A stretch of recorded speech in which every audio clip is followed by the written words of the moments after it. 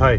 So after Putin-Trump meeting, President Trump has met with Zelensky of Ukraine as well as several of the European leaders that included President Macron, Ursula, the German Chancellor, the guy from Finland and others as well.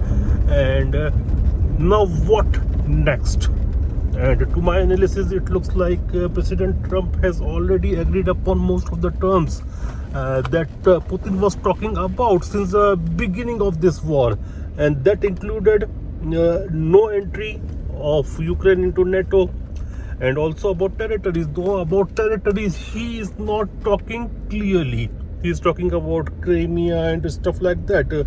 But he is not actually saying which all territories Russia will keep it itself, and he is also not saying about solely and openly about those territories which Russia has declared its sovereign territory via their constitution. So those all territories Putin is not going to give away to Zelensky, and I don't think that Trump want to tarnish his image or burn his fingers on this pretext, because till now he was actually blaming Democrats as well as Biden that any territory loss which took place in the hands of Putin was not in his tenure. He is saying that during his tenure not a single inch of land was grabbed by Putin, so he don't want to tarnish his image that under his leadership Ukraine lost the territory. So he is now putting all the onus of land loss on Zelensky, and he's saying that it will be decided by Zelensky and Putin meeting, and when they will be meeting with each other, bilateral meeting.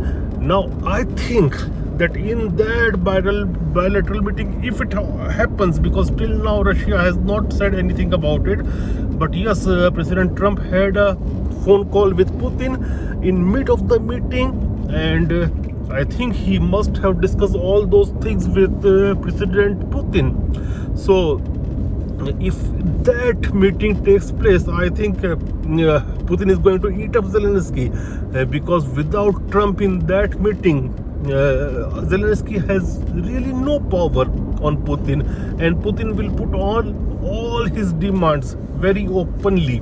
And when he is already winning in the battlefield, why should he give up his demands? I don't think he will.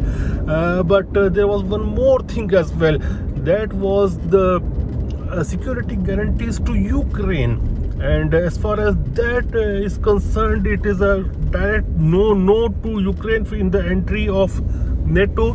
And all this war took place, all this bloodshed took place because Zelensky was hoping that NATO will let him enter in and let him become a member.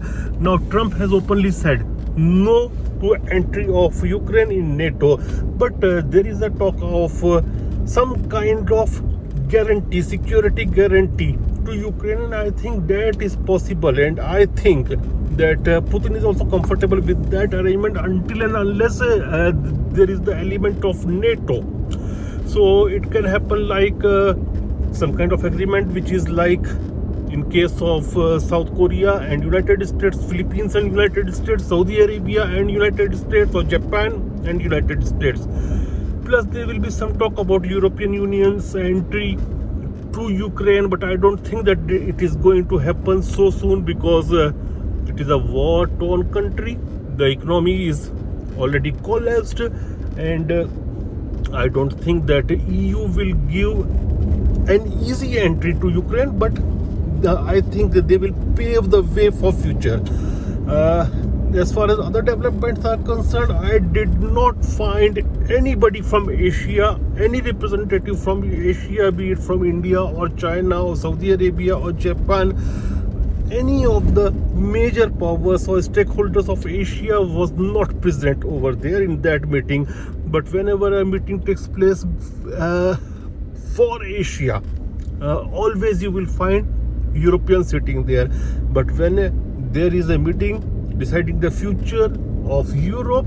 There is no Asian power, and this should not be entertained and allowed in a multipolar world order like this.